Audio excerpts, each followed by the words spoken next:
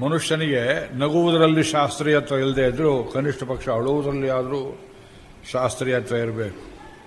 ಹೇಳಿದ್ದೆ ಅಂತ ಕಾಣುತ್ತೆ ತಮಗೆ. ಹಿಂದೆ ಒಂದು ಪ್ರಸಂಗದಲ್ಲಿ ನಮ್ಮೂರಲ್ಲೊಬ್ಬರು ಅಳ್ತಾ ಇದ್ರು, ಹೆಣ್ಣು ಮಗಳು, ನಮ್ಮ ತಾಯಿ ವಾರಿಗೆಯವರು. ಹೇಳಿದ್ನ ಇದು ತಮಗೆ. ನಮ್ಮ ತಾಯಿ ಸಮಕಾಲೀನರು, ಇದನ್ನ ಹೇಳೋದು 50-60 ವರ್ಷದ ಕಥೆ. ಅವರ ಯಜಮಾನರು ದೊಡ್ಡ ಜಮೀನ್ದಾರರು, ಜೋಡಿದಾರರು, ಬೇಕಾದಷ್ಟು ಭೂಮಿ, ಇನಾಮ ಗ್ರಾಮಗಳೆಲ್ಲ ಇದ್ದು ಅವರು ಹೋಗಿಬಿಟ್ರು. ಏನೋ ತಪ್ಪು ಕೆಲಸ ಮಾಡಿದ್ರು, ಆರೋಗ್ಯ ಕೆಡ್ತು, ಸತ್ತು ಹೋದರು. ಎತ್ಕೊಂಡು ಹೋಗಬೇಕು. ಅವಳು ಒಳಗಿಂದ ಕರೀತಿದ್ದಾಳೆ ಯಜಮಾನ್ತಿ, ಚೆನ್ನಾಗಿ ಮೆರೆದವಳು ಊರು ಜನರ ತಲೆ ಮೇಲೆ. ಅವಳು ಅಳ್ತಾಳೆ ಎದೆ ಪಡ್ಕೊಂಡು, ನನ್ನ ಜೊತೆಯವರೆಲ್ಲ ಸುಮಂಗಲರಾಗಿದ್ದಾರೆ, ನಾನು ಒಬ್ಬನೇ ವಿಧವೆಯಾಗಬೇಕಾ ಅಂತ ಅತ್ಲವಳು. ಇದನ್ನು ಕೇಳಿದವ್ರು ಯಾರು ಸುಮ್ಮನೆ ಇರ್ತಾರೆ ನೋಡಿ. ಇವಳು ಸ್ಥಿತಿಗೆ ನಮಗೂ ಆ ಸ್ಥಿತಿ ಬರಲಿಲ್ಲವಲ್ಲ ಅಂತ ಬೇರೆ ಹೇಳ್ತಾ ಇದ್ದಾಳೆ. ಪ್ರತಿಯೊಬ್ಬರು ಮನೆ ಒಳಗೆ ಹೋಗಿ ಬಾಗಿಲು ಹಾಕ್ಕೊಳ್ಳುವಂಥ ಸ್ಥಿತಿ.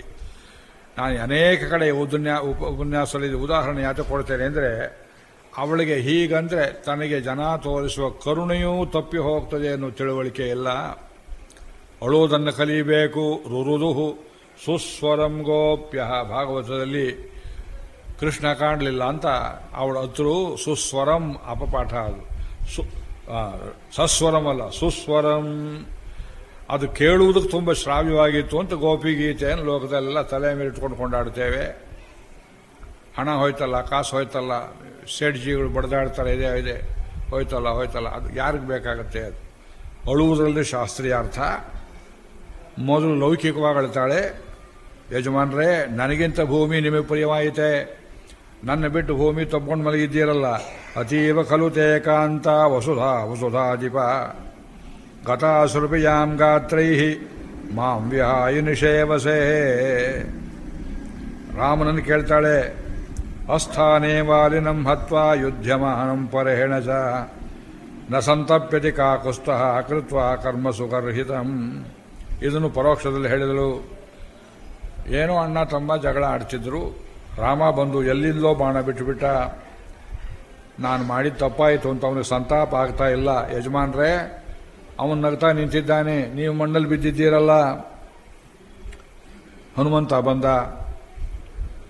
ಹೇಳಮ್ಮ ಹೇಳು, ವಾಲಿ ಕತೆ ಆಗೋಯ್ತು, ಅದು ಬರೀ ಹೆಣ, ಇನ್ನೆಷ್ಟು ನಿಂತಿದ್ದೀಯ ಎಂಬುದಾಗಿ.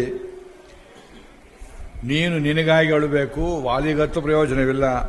ಶೋಚ್ಯಶೋಚಸಿ ಕಂ ಶೋಚ್ಯಂ ದೀನಂ ದೀನಾನುಕಂಪಸೆ ಕಸ್ಯ ಕೋವಾನುಶೋಚ್ಯೋಸ್ತಿ ದೇಹೇಸ್ಮಿನ್ ಬುದ್ಬುದೋಪಮೇ. ನೀರಿನ ಮೇಲಿನ ಗುಳ್ಳೆ ಇದ್ದಾಗಿರುತ್ತೆ. ನೀವೆಲ್ಲ ನೀರಿನ ಮೇಲೆ ಗುಳ್ಳೆ ಇದ್ದಾಗ ಒಂದೊಂದು ಶರೀರ. ಯಾವಾಗ ಟಪ್ ಅನ್ನೋತ್ಯೋ ಗೊತ್ತಿಲ್ಲ. ಪ್ರವಾಹ ಬಂದಾಗ ಬುದ್ಬುದ ಮೇಲೆ ನೊರೆ ಇರುತ್ತೆ, ನೊರೆಗೆ ಅಂಟಿರುತ್ತೆ, ಒಡೆಯುತ್ತೆ, ಬೇರೆಯಾಗುತ್ತೆ. ಅಂದರೆ ಕ್ಷಣಭಂಗುರವಾದದ್ದು. ಅಮ್ಮ, ಜೀವನದಲ್ಲಿ ಏನಾದ್ರು ಸಾಧನೆ ಮಾಡಿದ್ಯಾ ಮಾಡಿಲ್ವೋ ಇದನ್ನು ನೋಡ್ಕೋಬೇಕೇ ಹೊರತು ಅವನಿಗೆ ಅವಶ್ಯಕ ತಗೊಳ್ತೀಯ ನೀನು. ಮೇಲೆ ಕೇಳು, ಮುಂದಿನ ಕೆಲಸ ಮಾಡಬೇಕು. ಅಂಗದನಿಗೆ ಏನಾದರೂ ಒಳ್ಳೆ ಮಾತನ್ನಾಡು. ಮುಂದೆ ರಾಜ್ಯವನ್ನು ಯಾರಾಡಬೇಕು ನೀ ತೀರ್ಮಾನ ಮಾಡು. ಹನುಮಂತನೂ ಜವಾಬ್ದಾರಿ ತಗೊಳ್ಳಿಲ್ಲ. ವಾಲಿ ಆದ ನಂತರ ಮುಂದಕ್ಕೆ ಯಾರು ಪಟ್ಟ ಕಟ್ಟಬೇಕು ಅನ್ನೋ ವಿಷಯದಲ್ಲಿ ಸ್ವಯಂ ವಾಲಿಯಾಗಲಿ, ತಾರೆಯಾಗಲಿ, ಸುಗ್ರೀವನಾಗಲಿ, ರಾಮನಾಗಲಿ ಜವಾಬ್ದಾರಿ ತಗೊಳ್ಳಿಕ್ಕೆ ಒಬ್ಬರಿಗೂ ತಯಾರಿಲ್ಲ. ನಿಮ್ಮೂರು ಪದ್ಧತಿ ಏನಿದೆಯೋ ಅದ್ರ ಪ್ರಕಾರ ಮಾಡಿ. ಅದಕ್ಕೆ ಅವಳು ಹೇಳಿಬಿಟ್ಲು, ನನ್ನ ಗಂಡ ಹೋದ ಮೇಲೆ ಅಂಗದ ಪ್ರತಿರೂಪಾಣಾಂ ಪುತ್ರಾಣಾಂ ಏಕತಶತಂ. ಅಂಗದನಂಥ 100 ಮಕ್ಕಳಿದ್ರೇನು ಪ್ರಯೋಜನ? ಹತಸ್ಯಾಪ್ಯಸ್ಯ ವೀರಸ್ಯ ಗಾತ್ರ ಸಂಶ್ಲೇಷಣಂ ವರಂ. ಚಿಕ್ಕಪ್ಪನಂತ ನೋಡೋಂದ್ರು. ಪಿತೃವ್ಯ ಹತಸ್ಯ ಸುಗ್ರೀವ ಸರ್ವಕಾರ್ಯೇಷು ಅನಂತರ. ಹೇಳಿಬಿಟ್ಲು, ಅಂಗದ ಅಲ್ಲ ರಾಜ್ಯಕ್ಕೆ ಒಡೆಯ, ಮುಂದೇನಾಗಬೇಕು ಅಂತ ತೀರ್ಮಾನ ಮಾಡುವವನು ಚಿಕ್ಕಪ್ಪ ಇದ್ದಾನಲ್ಲ, ಸುಗ್ರೀವ ಮಾಡಬೇಕು. ಯಾಕೆಂದ್ರೆ ಈಗ ಅವನೇ ತಂದೆಯ ಸ್ಥಾನದಲ್ಲಿದ್ದಾನೆ. ಪಿತಾ ಹಿ ಬಂಧು ಪುತ್ರಸ್ಯ ನ ಮಾತಾ ಹರಿಸತ್ತಮ. ಎಷ್ಟು ಶಾಸ್ತ್ರೀಯವಾದ ಮಾತು ನೋಡಿ. ಇನ್ನೊಬ್ಬರಾಗಿದ್ರೆ ಎಲ್ಲರೂ ಉಂಟೆ, ಅಧಿಕಾರ ನನ್ನ ಮಗನಿಗೆ ಬರಬೇಕು ಅಂತ ಗಲಾಟೆ ಮಾಡಬೇಕಾಗಿತ್ತು. ನಮ್ಮ ಸೋನಿಯಾ ಗಾಂಧಿಗಿಂತ ಒಂದು ಕೋಟಿ ವಾಸಿ. ಯಾರು ಒಡೆಯರಾಗಬೇಕು, ತನ್ನ ಮಗನನ್ನು ಪಟ್ಟಕ್ಕೆ ತರಬೇಕು ಅಂತ ಕೂತಿದ್ದಾಳೆ. ಎಲ್ಲ ಇದು ನಮ್ಮ ದೇಶ ಅಲ್ಲ, ಅವಳು ತಿಳುವಳಿಕೆ ಇಲ್ಲ. ಈ ದೇಶದ ಜನ ಯಾರಿಗೆ ಬೇಕೋ ಅವರು ತೀರ್ಮಾನ ಮಾಡಲಿ, ಈ ದೇಶಕ್ಕೊಂದು ಪದ್ಧತಿ ಇದೆ. ಇಲ್ಲ, ನಮ್ಮಲ್ಲಿಯೂ ಕೆಲವು ಕೋತಿಗಳು ಡೆಲ್ಲಿಲಿ ಹೋಗಿ ಸೇರಿಕೊಂಡಿವೆ, ಒಂದು ಅವಾಂತರ ಮಾಡ್ತಾ ಇವೆ. ಅವರ ಅಪ್ಪನಾಸ್ತಿ, ಪ್ರತಿಯೊಬ್ಬರೂ ತನ್ನ ಅಪ್ಪನಾಸ್ತಿ ಅಂತ ಆಡ್ತಾ ಇದ್ದಾರೆ. ಅಲ್ಲ, ರಾಮಾಯಣ ಹೇಳ್ತಾ ಇದೆ, ವಾಲಿಯನ್ನು ಕೊಲ್ಲಿಸಿದವನು ಚಿಕ್ಕಪ್ಪ, ಅವನ ಬಗ್ಗೆ ದ್ವೇಷ ಇಲ್ಲ, ಅವನೇ ಹೇಳಲಿ ಅಂಗದನಿಗೆ. ಮುಂದೆಲ್ಲಿ ಹೋಗುತ್ತೆ, ಯುವರಾಜ ಪಟ್ಟಾಭಿಷೇಕ ಬರುತ್ತೆ ಎಂಬುದಾಗಿ ಹೇಳ್ತಿದ್ದಾರೆ. ಗತಪ್ರಾಣ ಇನ್ನು ಸ್ವಲ್ಪ ಕುಟುಕುಸಿರಿದೆ. ವಾಲಿಗೆ ಹತ್ರ ಕರ್ಕೊಂಡ್ಬಂದ್ರು. ಮಂಡಿಯನ್ನೂರಿ ಅಣ್ಣನಿಗೆ ಅಭಿವಾದನೆ ಮಾಡ್ತಾನೆ ಸುಗ್ರೀವ. ಆಗ ವಾಲಿಯವನಿಗೆ ಹೇಳ್ದ, ಸುಗ್ರೀವ ದೋಷೇಣ ನಮಾಂ ಗಂತುಮರ್ಹಸಿ ಕಿಲ್ಬಿಷಾತ್ ಕೃಷ್ಯಮಾಣಂ ಭವಿಷ್ಯೇಣ ಬುದ್ಧಿಮೋಹೇನ ಮಾಂ ಬಲಾತ್. ಒಪ್ಪಿಕೊಂಡ ತಪ್ಪನ್ನ. ಬುದ್ಧಿಮೋಹವಾಯಿತು, ನಿನ್ನನ್ನು ನಾನು ತಮ್ಮ ಅಂತ ಒಂದು ದಿವಸ ಪ್ರೀತಿಯಿಂದ ಕಾಡಲಿಲ್ಲ ಕಾಣೋ ಸುಗ್ರೀವ, ತಪ್ಪಾಯಿತು ಅಂತ ಹೇಳಿಬಿಟ್ಟೆ, ಆಗಿದ್ದಾಗಿ ಹೋಯಿತು. ಇದನ್ನು ದೋಷ ಅಂತ ತಿಳ್ಕೊಂಡು ನಾ ಸತ್ತ ಮೇಲೆ ನೀವು ಎಳೆದಾಡಬೇಡ, ನನ್ನ ಮಗನಲ್ಲಿ ದೋಷವನ್ನು ಕಾರಬೇಡ. ಮುಂದಕ್ಕೆ ಏನಾಗಬೇಕು ರಾಜ್ಯಕ್ಕೆ? ಪ್ರತಿಪದ್ಯತ್ವ ಮಧ್ಯೈವ ರಾಜ್ಯಮೇಷಾಂ ವನೌಕಸಾಂ. ನೀನೇ ದೊರೆಯಾಗು, ಮಗನನ್ನೂ ನೋಡಿಕೋ, ಹತ್ರ ಬಾ ಅಂತ ತಾರೇನು ಕರೆದ. ಇವಳನ್ನು ಅನಾಥ ಮಾಡಬೇಡ. ಅವಳು ಹೇಳಿದ್ದೇನು ಲೋಕದಲ್ಲಿ ಸುಳ್ಳಾಗೋದಿಲ್ಲ. ಸುಷೇಣ ದುಹಿತಾಚೇಯಂ ಅರ್ಥಸೂಕ್ಷ್ಮ ವಿನಿಶ್ಚಯೇ ಔತ್ಪಾತಿಕೆ ಚ ವಿವಿಧೆ ಸರ್ವತಃ ಪರಿನಿಷ್ಠಿತ. ಸುಷೇಣನ ಮಗಳು ಅಂತಿದೆ. ಇದೆಂಥ ಸುಷೇಣನ ಮಗಳು? ಅವರೆಲ್ಲ ಒಂದೇ ಕಾಲದವರಲ್ಲವೇ. ನನು ಸಮುದ್ರ ಸಂಜಾತಾಯ ಸ್ತಾರಾಯಾ ಸುಷೇಣ ದುಹಿತತ್ವಂ ಕಥಂ ಇತಿ ಚೇತ್. ಸತ್ಯತೀರ್ಥ ಸ್ವಾಮಿಗಳು ಮಧ್ವ ಸಂಪ್ರದಾಯದಲ್ಲಿ ರಾಮಾಯಣಕ್ಕೆ ಕ್ವಚಿತ್ ಅಲ್ಲೊಂದೆಲ್ಲೊಂದು ಶ್ಲೋಕಕ್ಕೆ ಅರ್ಥ ಮಾಡಿದ್ದಾರೆ. ಅವರು ಸ್ಕಾಂದ ಪುರಾಣದಿಂದ ವಾಕ್ಯಗಳನ್ನು ಕೊಡ್ತಾರೆ. ಸಮುದ್ರ ಸಂಜಾತೆ ಅಂತ ಇವಳು. ಸಮುದ್ರ ಮಥನ ಕಾಲದಲ್ಲಿ ಲಕ್ಷ್ಮೀದೇವಿ ಎಲ್ಲಿ ಹುಟ್ಟಿದಳೋ, ಚಂದ್ರ ಎಲ್ಲಿ ಹುಟ್ಟಿದನೋ, ಅಪ್ಸರೆಯರು ಎಲ್ಲಿ ಹುಟ್ಟಿದರೋ ಅದೇ ಕಾಲದಲ್ಲಿ ಹುಟ್ಟಿದವಳಂತೆ ತಾರೆ. ಅವಳನ್ನು ಸುಷೇಣನ ಮಗಳು ಅಂತ ಹೇಗೆ ಹೇಳ್ತೀರಿ ಅಂತ ಕೇಳಿದರೆ, ಕ್ಷೀರಾಬ್ದಿಯಲ್ಲಿ ಉತ್ಪತ್ತಿ ಆಗೋ ಸಮಯದಲ್ಲಿಯೇ ಸುಷೇಣನೂ ಇದ್ದ, ಅದೇ ಸಮಯದಲ್ಲಿಯೇ ತಾರೆಯೂ ಇದ್ದಳು, ಈ ಕಡೆ ವಾಲಿಯೂ ಇದ್ದ ಅಂತ ಹೇಳ್ತಾರೆ. ಸಮುದ್ರ ಮಥನ ಕಾಲಕ್ಕೊಂದು ಕಾಲ ನಿರ್ದೇಶನ ಮಾಡುವುದಿದ್ರೆ ರಾಮಾಯಣಕ್ಕೆ ಸ್ವಲ್ಪ ಪೂರ್ವದಲ್ಲಿ ನಡೆಯಿತು ಅಂತ ಹೇಳ್ಬೋದು, ಏನೋ ಗೊತ್ತಿಲ್ಲ. ಸಮುದ್ರ ಮಥನ ಯಾವಾಗಾಯಿತು ನಮಗೆ ಗೊತ್ತಿಲ್ಲ. ಆದರೆ ಮಹಾಕಾವ್ಯ ಲಕ್ಷಣಗಳಲ್ಲಿ ಸಮುದ್ರ ಮಥನದ ವರ್ಣನೆ ಇರಬೇಕು ಎಂಬುದಾಗಿ ಮಾಡಿದ್ದಾರೆ. ಅರ್ಥ ಇಟ್ಟು ಮಾಡಿದ್ದಾರೆ. ಸೂರ್ಯೋದಯ, ಸೂರ್ಯಾಸ್ತಮಾನ, ಋತುವರ್ಣನೆಗಳು ಇರುವ ಹಾಗೆ ಈ ಸಮುದ್ರ ಮಥನ ವೃತ್ತಾಂತ ಬರಬೇಕು. ಅದರಲ್ಲೇನೂ ದೊಡ್ಡ ಐತಿಹ್ಯ ಇಟ್ಟಿದ್ದಾರೆ ನಮ್ಮ ಪೂರ್ವಜರು. ನಾವದನ್ನು ಅರ್ಥ ಮಾಡಿಕೊಳ್ಳಬೇಕು. ಆ ಸಮಯದಲ್ಲಿ ದೇವೈಹಿ ಸುಷೇಣ ಕಲಹೆ ಪುತ್ರೀತಿ ಪ್ರತಿಪಾದಿತ ಸುಷೇಣೋ ದುಹಿತಸ್ತಸ್ಯಾಹ ಸ್ವಯಂವರಮ ಕಲ್ಪಯತ್. ಈ ಹುಡುಗಿಯ ತಾರೆಯ ಎರಡು ಕೈಗಳನ್ನು ಒಂದು ಕಡೆ ವಾಲಿ, ಒಂದು ಕಡೆ ಸುಷೇಣ ಹಿಡ್ಕೊಂಡು ನನಗೆ ಇವಳು ಬೇಕು ಅಂತ ಜಗಳ ಮಾಡ್ತಾ ಇರುವಾಗ ದೇವತೆಗಳು ಬಂದು ಹೇಳಿದರು, ಈ ಕನ್ಯೆಯ ಕೈಯನ್ನು ಸರಿಯಾಗಿ ಹಿಡಿದವನು ವಾಲಿಯಾದ್ರಿಂದ ಅವನೇ ಗಂಡ, ಇನ್ನೊಬ್ಬ ಏನಿದ್ರು ಕೈ ಹಿಡಿದು ಕೊಡುವವನು ಅದರಿಂದ ತಂದೆ ಸಮಾನ ಅಂತ ಹೇಳಿದ್ರಿಂದ ಸುಷೇಣ ದುಹಿತಾಚೇಯಂ ಅರ್ಥ ಸೂಕ್ಷ್ಮ ವಿನಿಶ್ಚಯೇ. ಪೊಲಿಟಿಕಲ್ ಎಕನಾಮಿಕ್ ಮ್ಯಾಟರ್ಸ್ ಚೆನ್ನಾಗಿ ಗೊತ್ತವಳಿಗೆ. ಇದೇ ಉದಾಹರಣೆ. ಹೋಗಬೇಡ, ರಾಮ ಕೊಲ್ತಾನೆ ಅಂತಂದ್ಲು. ಹಾಗೆ ಆಯಿತು. ಅವಳು ಮಾತು ಕೇಳಿದ್ರೆ ಬದುಕ್ತಿದ್ದೆ ನಾನು. ಆದ್ದರಿಂದ ರಾಮ, ಸುಗ್ರೀವ, ಇವಳನ್ನು ನೀವು ಮಂತ್ರಿ ಸ್ಥಾನದಲ್ಲಿ ಉಪಯೋಗ ಮಾಡಿಕೊಳ್ಳಿ. ಔತ್ಪಾತಿಕೆ ಚ ವಿವಿಧೆ, ಶಕುನಶಾಸ್ತ್ರದಲ್ಲಿಯೂ ಪರಿನಿಷ್ಠಿತ. ಯದೇತ ಸಾಧು ಇತಿ ಬ್ರೂಯಾತಿ ಕಾರ್ಯಂ ತತ್ ಮುಕ್ತ ಸಂಶಯಂ. ಒಂದು ಕೆಲಸ ಮಾಡಬಹುದು ಅಂತ ಅವಳು ನಿಶ್ಚಯ ಮಾಡಿ ಕೊಟ್ಟುಬಿಟ್ರೆ ಅನುಮಾನವಿಲ್ಲದೆ ಮಾಡಬಹುದು. ನಹಿ ತಾರಾಮತಂ ಕಿಂಚಿತಿ ಅನ್ಯಥಾ ಪರಿವರ್ತತೆ. ತಾರೆ ಹೇಳಿದ ಮಾತು ಎಂದೂ ಸುಳ್ಳಾಗೋದಿಲ್ಲ. ಆದ್ದರಿಂದ ಇವಳ ಅಭಿಪ್ರಾಯವನ್ನು ಕೇಳಿ ಒಳ್ಳೆಯದಾಗಲಿ, ಲಂಕೆಗೆ ದಾರಿ, ರಾವಣನ ಹಿಡಿಯೋ ದಾರಿ, ಸೀತೆಯನ್ನು ವಾಪಸ್ಸು ಪಡೆಯುವ ದಾರಿ, ಇದನ್ನೆಲ್ಲ ಅವಳು ಚೆನ್ನಾಗಿ ನಿಷ್ಕರ್ಷ ಮಾಡಿಕೊಳ್ತಾಳೆ. ಒಂದು. ಆದರೆ ಇನ್ನೊಂದು, ನನ್ನ ಮಗನನ್ನು ಚೆನ್ನಾಗಿ ನೋಡ್ಕೋಬೇಕು ಸುಗ್ರೀವ. ಸುಖಾರ್ಹಂ ಸುಖ ಸಮೃದ್ಧಂ ಬಾಲಮೇನಂ ಅಬಾಲಿಶಂ. ಹುಡುಗ ಇದ್ದಾನೆ, ಆದರೆ ಅಬಾಲಿಶಂ, ಬುದ್ಧಿಯಲ್ಲಿ ಪ್ರಬುದ್ಧನಾಗಿದ್ದಾನೆ, ತುಂಬ ಚುರುಕಾಗಿದ್ದಾನೆ. ಬಾಷ್ಪಪೂರ್ಣ ಮುಖಂ ಪಶ್ಯ, ಕಣ್ಣು ತುಂಬ ನೀರು ಹಾಕೊಂಡು ಕೆಳಗೆ ಕುಸಿದು ಬಿಟ್ಟಿದ್ದಾನೆ. ಭೂಮೌ ಪತಿತಮಂಗದಂ, ಭೂಮಿಲಿ ಬಿದ್ದಿದ್ದಾನೆ. ಮಮ ಪ್ರಾಣೇ ಪ್ರಿಯತರಂ ಪುತ್ರಂ ಪುತ್ರಮಿವ ರಸಂ. ಸುಗ್ರೀವ, ನನ್ನ ಪ್ರಾಣಕ್ಕಿಂತ ಮಿಗಿಲಾದವನು ಕಾಣೋ ಈ ಅಂಗದ, ಇವನನ್ನು ನಿನ್ನ ಸ್ವಂತ ಮಗನಂತೆ ನೋಡಿಕೋ. ಸುಗ್ರೀವನು ಮಕ್ಕಳಿರಲಿಲ್ಲ, ಆದ್ದರಿಂದ ಇವನನ್ನು ಮಗು ಅಂತ ತಿಳ್ಕೋ ಎಂಬುದಾಗಿ, ಮಗು ರಾಕ್ಷಸರ ವಧೆಗೆ ರಾಮನಿಗೆ ಸಹಾಯ ಮಾಡು ಎಂಬುದಾಗಿ ಅವನಿಗೂ ಆಶೀರ್ವಾದವನ್ನು ಮಾಡಿ ತನ್ನ ಎದೆಗೆ ನೆಟ್ಟಿದ್ದ ಬಾಣವನ್ನು ತಾನೇ ತೆಗಿತಾನೆ. ಅವನು ಪ್ರಾಣ ಹೋಗ್ತದೆ. ಅಂಗದ ನಮಸ್ಕಾರ ಮಾಡ್ತಾನೆ. ಆಗ ಸುಗ್ರೀವ ಅಳ್ತಾನೆ, ಅಯ್ಯೋ, ಹಿಂದೆ ಇಂದ್ರನಿಗೆ ಬ್ರಹ್ಮಹತ್ಯಾದೋಷ ಉಂಟಾಯಿತು. ಪಾಪ್ಮಾನಮಿಂದ್ರಸ್ಯ ಮಹೀ ಜಲಂಚ ವೃಕ್ಷಾಶ್ಚ ಕಾಮಂ ಜಗೃಹು ಸ್ತ್ರೀಯಶ್ಚ. ನಮ್ಮ ತೈತ್ರಿಯ ಸಂಹಿತೆ 2ನೇ ಕಾಂಡದಲ್ಲಿ ಇದರ ಕಥೆಯೆಲ್ಲ ಬರುತ್ತೆ. ವೃತ್ರಹತ್ಯ ದೋಷದಿಂದ ಇಂದ್ರನಿಗೆ ಅಪವಿತ್ರತ್ವ ಏರ್ಪಟ್ಟಿತು.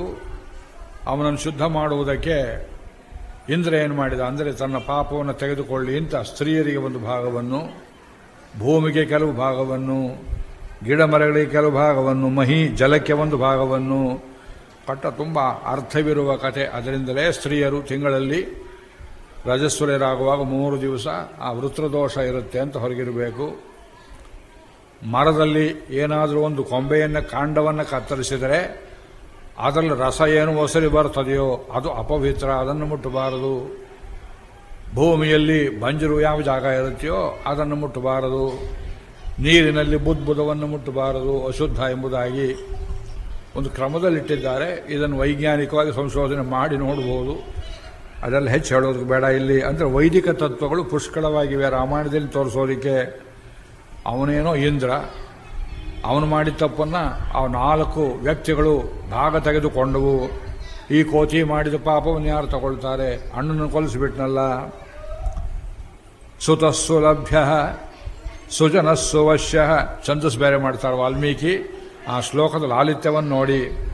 ಸುತಸ್ಸು ಲಭ್ಯ, ಮಗನನ್ನು ಬೇಕಾದ್ರೆ ಪಡ್ಕೋಬಹುದು. ಸುಜನಸ್ಸು ವಶ್ಯ, ಸುಜನರನ್ನು ವಶ ಮಾಡಿಕೊಳ್ಳಬಹುದು. ಕುತಸ್ಸು ಪುತ್ರ ಸದೃಶೋಂಗದೇನ, ಅಂಗದನಿಗೆ ಸಮನಾದ ಮಕ್ಕಳನ್ನು ಪಡೆಯೋಕ್ಕಾಗತ್ತೆ. ನ ಚಾಪಿ ವಿದ್ಯೇತ ಸವೀರ ದೇಶ ಯಸ್ಮಿನ್ ಭವೇತಿ ಸೋದರ ಸನ್ನಿಕರ್ಷ. ಒಂದೇ ರಕ್ತದಲ್ಲಿ ಹುಟ್ಟಿದ ಅಣ್ಣ ತಮ್ಮಂದರು, ಆ ತಮ್ಮನ ಸಮಾಸ ಇರುವಂಥ ದೇಶ ಇನ್ನೊಂದು ಸಿಕ್ಕುತ್ತೆ ಎಂದ. ಇರೋ ತನಕ ತಮ್ಮನ ಬೆಲೆ ತಿಳಿಯಲಿಲ್ಲ, ಒಂದು ಒಳ್ಳೆ ಮಾತನಾಡಲಿಲ್ಲ. ಕೊನೆಗೆ ರಿಯಲೈಸೇಷನ್ ಸಾಯೋ ಹೊತ್ತಿಗಾರು ಬಂತಲ್ಲ. ತುಂಬ ಅಳ್ತಾನೆ. ನನಗೆ ರಾಜ್ಯ ಬೇಡ ಅಂತಾನೆ, ನಾನು ಹೋಗ್ಬಿಡ್ತೇನೆ ಅಂತಾನೆ, ಏನೇನೋ ಹೇಳ್ತಾನೆ ಸುಗ್ರೀವ. ಅದೆಲ್ಲ ಇದು ತಾತ್ಕಾಲಿಕವಾಗಿ ಹೇಳುವಂತಹ ಮಾತುಗಳು. ಸ್ಮಶಾನ ವೈರಾಗ್ಯ ಅಂತ ಹೇಳ್ತಾರೆ. ಒಂದು ಹೆಣವನ್ನು ಸುಡುವಾಗ ನಿಮ್ಗೆ ಗುರುತು ಪರಿಚಯ ಇಲ್ಲದೆ ಇದ್ದದ್ದು ಯಾವುದೋ ಒಂದು ಹೆಣ, ಯಾವುದೋ ಊರಿಗೆ ಹೊರಟಿದ್ದೀರಿ, ದಾರಿಯಲ್ಲಿ ಸ್ಮಶಾನ. ಬೆಂಗಳೂರಲ್ಲಿ ಊರು ಮಧ್ಯೆಯೇ ಸ್ಮಶಾನ. ಹೋಗೋರು ಬರೋರು ಚೆನ್ನಾಗಿ ಕಾಣಲಿ ಅಂತ ಹರಿಶ್ಚಂದ್ರ ಘಾಟ್ ಅಂತ ದೊಡ್ಡದಾಗಿ ಹಾಕಿದ್ದಾರೆ. ಬಸ್ಸು ಗಿಸ್ಸು ರಿಕ್ಷಾ ಎಲ್ಲ ಅದೇ ದಾರಿಯಲ್ಲಿ ಹೋಗಬೇಕು. ಒಂದು ಕ್ಷಣ ಅದನ್ನು ನೋಡುವಾಗ ಅಯ್ಯೋ ಪಾಪ, ನಾವು ಹೀಗೆ ಹೋಗ್ತೇವೆ. ಅದೊಂದು ಕ್ಷಣ ವೈರಾಗ್ಯವಿರುತ್ತೆ.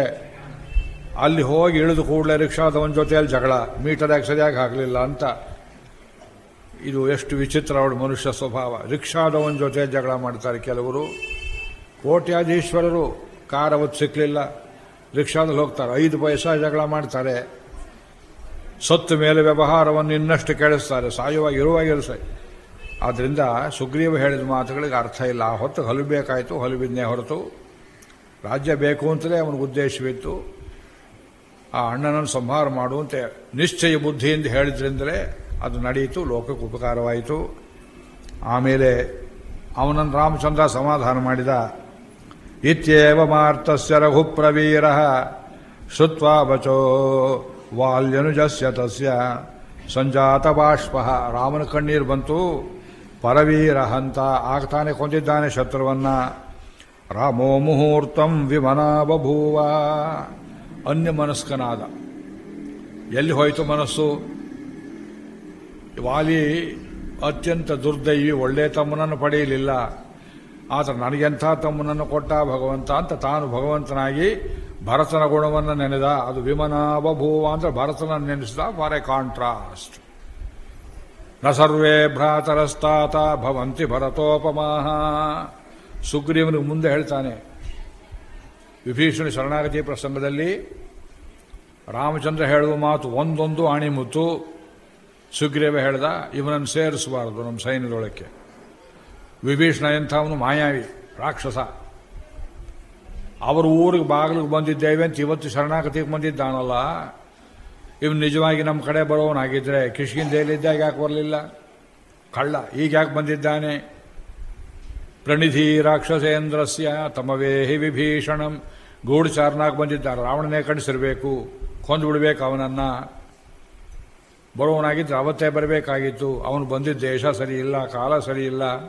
ಅಷ್ಟೇ ಅಲ್ಲ, ನಾಳೆ ಯುದ್ಧ ಶುರುವಾಯಿತು, ಸೇತುವೆ ಕಟ್ಟಿದವು ಅನ್ನುವಷ್ಟರಲ್ಲಿ ಅಣ್ಣನಿಗೆ ಕೈ ಕೊಟ್ಟು ನಮ್ಮ ಕಡೆ ಬಂದವನು ನಮ್ಮನ್ನು ಬಿಡ್ತಾನೆ ಎಂದು ಬಿಟ್ಟ ಸುಗ್ರೀವ.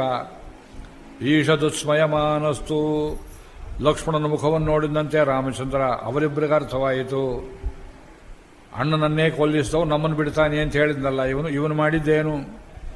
ಇವನು ಮಾಡಿದ್ದು ಅದೇ ಕೆಲಸ. ಇನ್ನೊಬ್ರಿಗೊಂದು ನ್ಯಾಯ, ತನಗೊಂದು ನ್ಯಾಯ. ಆಗ ಅವನು ಬೆನ್ನು ತಟ್ಟಿ ಹೇಳ್ತಾನೆ, ಲೇ ಸುಗ್ರೀವ, ಲೋಕದಲ್ಲಿರುವ ತಮ್ಮಂದರೆಲ್ಲ ಭರತನ ಹಾಗಿರ್ತಾರೇನೋ? ನ ಸರ್ವೇ ಭ್ರಾತರಸ್ತಾತ ಭವಂತಿ ಭರತೋಪಮಾಹ ಮದ್ವಿಧಾವ ಪಿತುಃ ಪುತ್ರಾಹ. ನನ್ನಂತೆ ತಂದೆ ವಾಕ್ಯ ಪರಿಪಾಲನೆ ಮಾಡತಕ್ಕ ಮಕ್ಕಳು ಉಂಟೋ? ತ್ವದ್ವಿಧಾವ ಸುಹೃಜ್ಜನ. ನಿನ್ನಂಥ ಸ್ನೇಹಿತರು ಉಂಟು ಅಂತ ಅವನಿಗೂ ಒಂದು ಶಾಬಾಸ್ ಹೇಳ್ದ. ಅದರಿಂದ ಲೋಕದಲ್ಲಿ ಎಲ್ಲರೂ ಭರತನ ಹಾಗಿರಬೇಕು ಅಂತ ಅಪೇಕ್ಷೆ ಪಡುವುದು ಇದು ತಪ್ಪು ಅಂತ ನಾ ಹೇಳೋದಿಲ್ಲ, ಆದರೆ ಅದು ವಾಸ್ತವವಾದವಲ್ಲ. ಹಾಗಿರೋದಿಲ್ಲ ಲೋಕದಲ್ಲಿ. ಅವನು ಹೋದ್ರೂ ಸರಿ. ಅಷ್ಟೇ ಅಲ್ಲ, ಜನರಲ್ಲಿ ಯಾವ ರೀತಿ ಭಾವನೆ ಇರ್ತದೆ ಅಂದರೆ, ನನ್ನ ಕೆಲಸ ಆದರೂ ಸಾಕು, ಉಳಿದವ್ರು ಹೇಗಾರು ಹೋಗಲಿ. ನನ್ನ ಮಗ ಬೊಂಬಾಯಲ್ಲಿದ್ದ ಎಂ.ಟೆಕ್ ಓದುವಾಗ. ಅವನು ಕಣ್ಣಿಂದ ನೋಡಿದ ಒಂದು ಘಟನೆ ಹೇಳ್ತಾನೆ. ಅವನಿದ್ದಿದ್ದು ಪವಾಯಿ ಹಾಸ್ಟೆಲಲ್ಲಿ, ಯಾರ ಮನೆಗೋ ಹೋಗಿದ್ದ. ತಾವೆಲ್ಲ ನೋಡಿದ್ದೀರಿ, ಮುಂಬೈ ಟ್ರೈನ್ಗಳು ಹೇಗಿರ್ತವೆ ಅಂದರೆ 1 ಸೆಕೆಂಡ್ 2 ಸೆಕೆಂಡ್ ಮೇಲೆ ನಿಲ್ಲೋದಿಲ್ಲ. ನಿಂತಾಗಿರ್ತವೆ, ಹೊರಟೇ ಬಿಡ್ತವೆ. ಅದು ಹೊತ್ತವ್ರಿಗೂ ಜಾಗ ಸಿಕ್ಕೋದಿಲ್ಲ, ಇಳಿಯೋರಿಗೂ ಜಾಗ ಸಿಕ್ಕೋದಿಲ್ಲ. ಅಕ್ಕಪಕ್ಕದ ಇನ್ನೊಂದು ಟ್ರ್ಯಾಕ್ನಲ್ಲಿದ್ದವನು ಅದು ಮುಂಚೆ ಹೋಗ್ತದಲ್ಲ ಅಂತ ಹತ್ತೋಕೊಬ್ಬ ಬಂದು ಅವನ ಮೇಲೆ ರೈಲು ಹೋಗಿಬಿಡ್ತು. ಕತ್ತರಿಸಿಕೊಂಡು ಹೋಗೇ ಬಿಡ್ತು. ಅವ ಹೆಣ ಬಿದ್ದಿದೆ ಕೆಳಗಡೆ. ರೈಲು ಚೈನನ್ನು ಒಬ್ಬರು ಎಳೀಲಿಲ್ಲ. ಅವನು ಹೋದ, ನನ್ನ ಟೈಮ್ ಹೋಗ್ತದ, ಆಫೀಸ್ಗೆ ಹೋಗ್ಬೇಕಲ್ಲ ಅಂತ. ಅಣ್ಣ, ನಾ ಕಣ್ಣಿಂದಲೇ ನೋಡಿದೆ ಎಂಬ ಮಾತನ್ನೇ ಹೇಳಿದ. ಇದು ಪಟ್ಟಣವಾಸದಲ್ಲಿ ಈ ಅಮಾನುಷತ್ವ, ಇನ್ಹ್ಯುಮ್ಯಾನಿಟಿ, ಇದು ಪಟ್ಟಣವಾಸ ಜೀವನ ಕಳಿಸುತ್ತೆ ಜನರಿಗೆ. ಭಾರವಾದವರೆಲ್ಲ ಬಂದು ಸೇರಿಕೊಳ್ತಾರೆ. ಇಷ್ಟೊಂದು ಜನ ಯಾತಕ್ಕಿದ್ದಾರೆ ನಿಮಗೂ ಅನಿಸುತ್ತೆ ನೋಡಿದರೆ. ಮನುಷ್ಯರ ಬೆಲೆ ಗೊತ್ತಾಗದೇ ಇರುವಂತಹ ಈ ಭಯಂಕರ ಜೀವನ ಕ್ರಮವನ್ನು ಯಾರು ಕಂಡು ಹಿಡಿದ್ರೋ ನಮ್ಗೆ ಗೊತ್ತಿಲ್ಲ. ಇಷ್ಟು ದೊಡ್ಡ ಪಟ್ಟಣಗಳು ನಮ್ಮ ಭಾರತೀಯ ಸಂಸ್ಕೃತಿಯ ರೀತಿಯಲ್ಲಿ ಕಟ್ಟತಕ್ಕದ್ದಲ್ಲ. ನಗರೇಶು ಕಾಂಚಿ. ಒಳ್ಳೆ ಪಟ್ಟಣಗಳು, ವಿದ್ವಾಂಸರು, ಮನುಷ್ಯನ ಪ್ರಗತಿಗೆ, ಚಿಂತನೆಗೆ ಅವಕಾಶವಾಗತಕ್ಕಂಥ ಊರುಗಳನ್ನು ಕಟ್ಟಬೇಕು. ಬರೀ ದುಡ್ಡು ದುಡ್ಡು ದುಡ್ಡು ಹಣ ಮಾಡುವುದು, ಪ್ಲ್ಯಾನ್ ಇಲ್ಲ, ಮತ್ತೊಂದಿಲ್ಲ. ಈ ಬೆಂಗಳೂರು ಹಾಗೆ ಬಾಂಬಾಯಿಗಿಂತ ಅತ್ಯಂತ ಅಧ್ವಾನವಾಗಿದೆ. ಅಂದರೆ ಮನುಷ್ಯರ ಬೆಲೆ ತಿಳಿಯೋದಿಲ್ಲ ನಿಮಗೆ. ಲೋಕದಲ್ಲಿ ಎಲ್ಲರೂ ಭರತನಂತಿರ್ತಾರೆಯೇ. ತಂದೆ ಬೆಲೆ, ತಾಯಿ ಬೆಲೆ, ಅಣ್ಣನ ಬೆಲೆ, ತಮ್ಮನ ಬೆಲೆ, ತಂಗಿ ಬೆಲೆ, ಮಕ್ಕಳ ಬೆಲೆ ಗೊತ್ತಾಗಬೇಕಾದ್ರೆ ಸಂಸ್ಕಾರವನ್ನು ಮಾಡಬೇಕು. ಸರಿಯಾದ ಊರುಗಳಲ್ಲಿರಬೇಕು. ಇದು ದೊಡ್ಡ ಊರೇನಲ್ಲ ಕಿಷ್ಕಿಂಧೆ, ಆದರೆ ಸಂಸ್ಕಾರ ಶೂನ್ಯರು. ಇದು ವಾಲಿ ವಧೆಯಾಯಿತು, ಈಗ ಅಳ್ತಾನೆ. ಮುಂಚೆನೆ ಹತ್ತಿದ್ರೆ ಬೇರೆ ವಿಷಯ. ಆದ್ದರಿಂದ ರಾಮೋ ಮುಹೂರ್ತಂ ವಿಮನಾ ಬಭೂವ. ಭರತನ ನೆನಪಾಯಿತು. ಆಮೇಲೆ ತಾರೆ ಬರ್ತಾ ಇದ್ದಾಳೆ. ಅಷ್ಟೊತ್ತು ಗಂಡನ ಹೆಣದತ್ರ ಬಿದ್ದಿದ್ದವಳು ಅವನು ಹೇಳಿದ ಮಾತೆಲ್ಲ ಕೇಳಿದ್ಲು. ಅಂಗದ ಎದ್ದು ಬಂದ. ಈಗ ಎದ್ದು ನಿಂತರು ರಾಮನ ಎದುರಿಗೆ ಮುಖಾಮುಖಿ. ಇದು ಏನು ಬಯೋಕ್ ನಿಂತಿದ್ದಾಳೆ, ಯಾತಕ್ಕೆ ಸೆರಗು ತೆಗೆದು ಗಂಟು ಹಾಕಿದ್ದಾಳೆ. ರಾಮನನ್ನು ನೋಡ್ತಾ ಇದ್ದಾಳೆ. ರಾಮ ಎಲ್ಲೋ ನೋಡ್ತಾ ಇದ್ದಾನೆ. ರಾಮನ ದೃಷ್ಟಿ ತಾರೆಯ ಮೇಲಿಲ್ಲ, ತಾರೆಯ ದೃಷ್ಟಿ ರಾಮನ ಮೇಲಿದೆ. ರಾಮೋ ರುದಂತೀಂ ವ್ಯಸನೇ ನಿಮಗ್ನಾಂ ಸಮುತ್ಸುಕಃ ಸೋತ ದದರ್ಶತಾರಾಂ ತಾಂ ಚಾರು ನೇತ್ರಾಂ ಕವಿಸಿಂಹನಾಥಂ ಪತಿಂ ಸಮಾಶ್ಲಿಷ್ಯ ತದಾಶಯಾನಾಂ ಉತ್ಥಾಪಯಾಮಾಸು ಅಧೀನ ಸತ್ವಾಹಂ ಮಂತ್ರಿ ಪ್ರಧಾನಾ ಕವಿವೀರ ಪತ್ನೀಂ. ಅಂತಃಪುರದವರೆಲ್ಲ ಬಂದರು, ಸುಗ್ರೀವನ ಕಡೆಯವರೆಲ್ಲ ಬಂದರು. ಹೇಳಮ್ಮ ಹೇಳಮ್ಮ ಅಂದರು. ಎಬ್ಬಿಸಿದರು. ಎಬ್ಬಿಸಿದ ಮೇಲೆ ನಿಂತಿದ್ದಾಳೆ, ರಾಮನನ್ನು ನೋಡ್ತಾಳೆ. ತುಟಿಗಳು ಅದುರ್ತಾ ಇವೆ, ಮೈ ನಡುಗುತ್ತಾ ಇದೆ.